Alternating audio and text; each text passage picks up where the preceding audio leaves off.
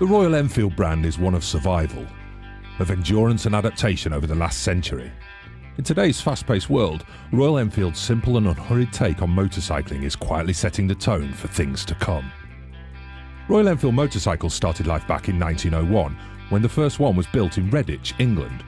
By the 1920s, the range and reputation had expanded to include sports models, V-twin machines and even an open-framed ladies' motorcycle. This decade also marked Royal Enfield's racing heyday, with significant successes at the famed Brooklands Circuit and the Isle of Man TT. In 1932, the first Bullet was created. It was the birth of something special. This motorcycle quickly became a testament to endurance and versatility.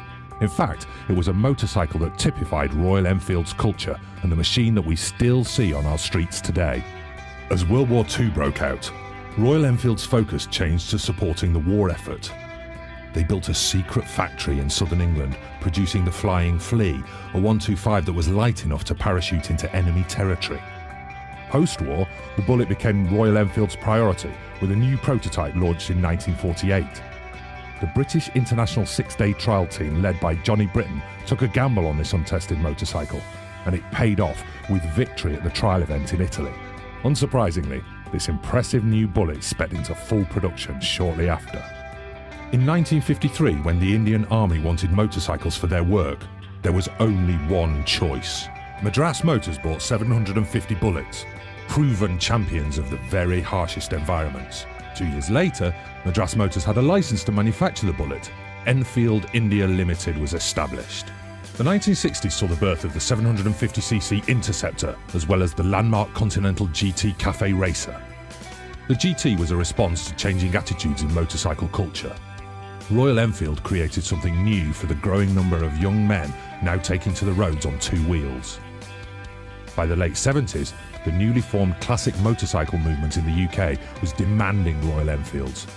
This meant the Indian-made motorcycles were imported back to the British market. The 1990s were a decade of change and reappraisal. With the India-owned Eicher Group's acquisition of the legendary brand came new models, new engines and new attitudes. In 1997, Royal Enfield's Himalayan Odyssey was born. 40 Royal Enfield motorcycles toured the world's highest motorable pass, setting a precedent for spectacular journeys in some of the world's most difficult and varied terrains. During the first decade of the new century, an international tourist industry developed around these timeless machines. Tour organisers set themselves up to take groups into the Himalayas, across the Rajasthan desert and into the backwaters of Kerala. This meant riding a Royal Enfield in India became a must-do for many motorcycling enthusiasts. In 2005, the Indian factory celebrated 50 years of production, another testament to Royal Enfield's endurance. In November 2009, Royal Enfield launched the Classic with a new unit construction engine which became an instant hit across the world. This quickly became the most important catalyst in propelling the next phase of growth for Royal Enfield. November the 24th, 2011 marked the beginning of a new chapter and the development of the company's second factory, a new state-of-the-art facility in Oragadam on the outskirts of Chennai. Through innovation and automation, the plant can produce one motorcycle a minute. But human craftsmanship has not been forgotten. With processes including the legendary pinstriping, Enfield retains the handcrafted detailing synonymous with the brand. In September 2013, the Continental GT became a part of the product family. Looking to its past, Royal Enfield created a beautiful modern classic for the future.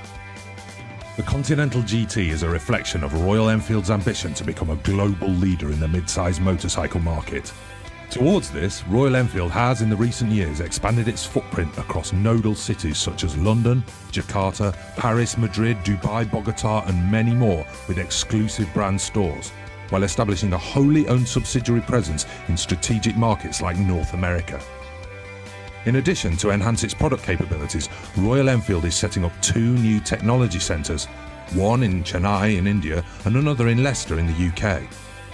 To meet the demands of this new but rapidly growing segment, the brand has made a conscious decision to increase production by approving the development of a third plant in Valum Vadagal in Tamil Nadu, India, which will increase the total annual production capacity to 900,000 motorcycles by 2018.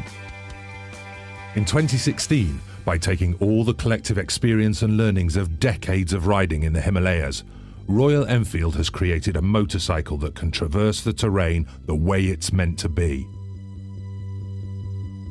Purpose-built for all roads and no roads, the Himalayan has not been designed to dominate its awe-inspiring environment, but to flow in perfect harmony with it. The Himalayan is the start of a new and important chapter for Royal Enfield that brings to life a purer form of adventure motorcycling with this simple, capable, go-anywhere motorcycle.